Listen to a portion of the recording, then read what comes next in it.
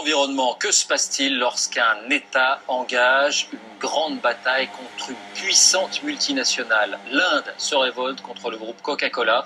L'État du Kerala, dans le sud du pays, demande aux géants américains des compensations. Il l'accuse d'avoir pollué et surexploité les nappes phréatiques. C'est le dossier de cette édition. Il est signé Pierre Monégier et Dominique Marotel. C'est une région quasi désertique. Au Rajasthan, plus encore qu'ailleurs en Inde, l'eau est une denrée rare. Ce qui ne manque pas, en revanche, ce sont les sodas, dont la consommation augmente en Inde de 20% chaque année. Ça, c'est la boisson numéro 1.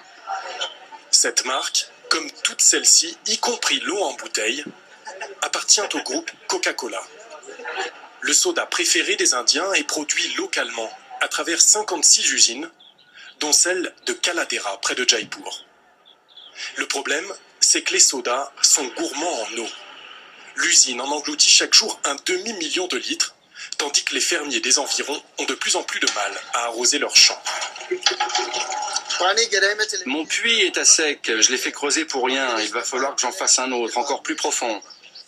Cette terre aride, la famille de M. Khoury avait pourtant appris à la faire fructifier depuis 5 générations.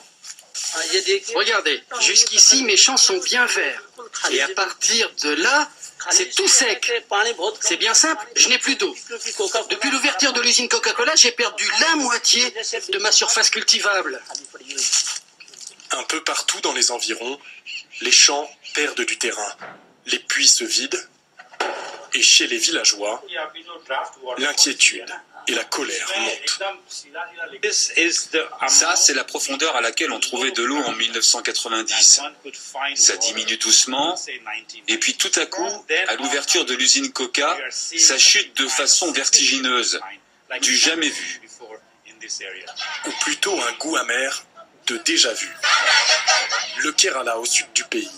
En 2004, les habitants obtenaient la fermeture de cette autre usine pour la même raison, épuisement des nappes phréatiques.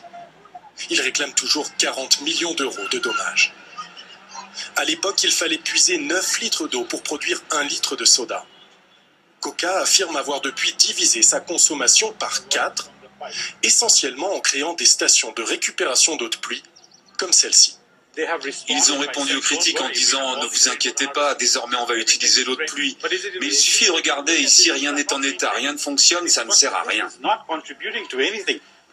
Contacté par téléphone, Coca-Cola Inde nous a garanti que tous ces récupérateurs d'eau seraient réparés avant la mousson. Cette usine n'est qu'une étape pour les anti-sodas. On estime qu'il en existe près d'une centaine à travers tout le pays et un tiers d'entre elles sont situées en zone aride, voire quasi désertique.